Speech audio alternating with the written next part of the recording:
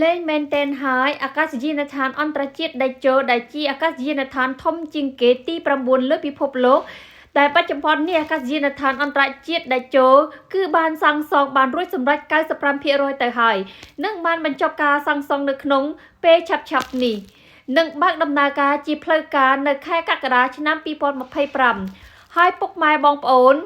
ថាមិនសរសើរមិនបានមែនសម្រាប់សមិទ្ធផលថ្មីដែលកម្ពុជាយើងនឹងសម្រេចបាននៅក្នុងពេលខាងមុខនេះដោយសារតែនៅក្នុង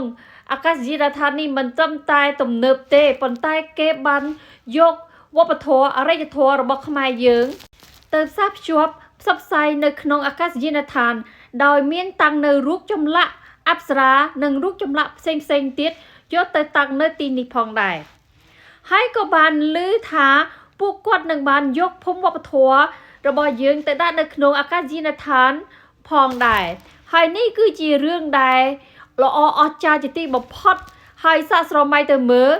បើភ្ញៀវទេសចរដែលបានធ្វើដំណើរមកពីបណ្ដាប្រទេសនានាហើយចុះនៅប្រលានយន្តហោះនោះហើយពួកគេបានឃើញវប្បធម៌អរិយធម៌ដ៏សម្បូរបែបរបស់ខ្មែរយើងពួកគេនឹងមានអារម្មណ៍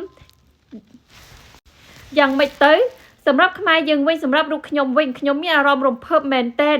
ដោយសារតែកម្ពុជាយើង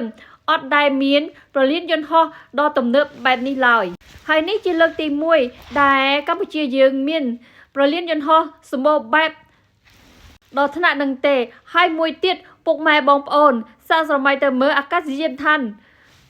យើងមិនទាន់បានបញ្ចប់សាងសង់ផងក៏មានសារព័ត៌មានអន្តរជាតិជាច្រើនចុះផ្សាយអំពីកក្កដានុពលអំពីអាកាសយានដ្ឋានអន្តរជាតិខ្មែរយើងរបស់ដៃជោទៅហើយគេថាអាកាសយានដ្ឋាននេះធ្វើហើយនឹងតាក់ទាញភ្ញៀវទេសចរមកពីបណ្ដាប្រទេសនានាហើយគឺជាសមិទ្ធផលដ៏ល្អអស្ចារ្យដែលពួកយើងជាកូនខ្មែរគ្រប់រូបគួរតែចូលរួមអបអរសាទរអំពីសមិទ្ធផលសម្រាប់ជាតិយើងនិងរបស់ខ្មែរយើងគ្រប់រូបចាសសូមអរគុណ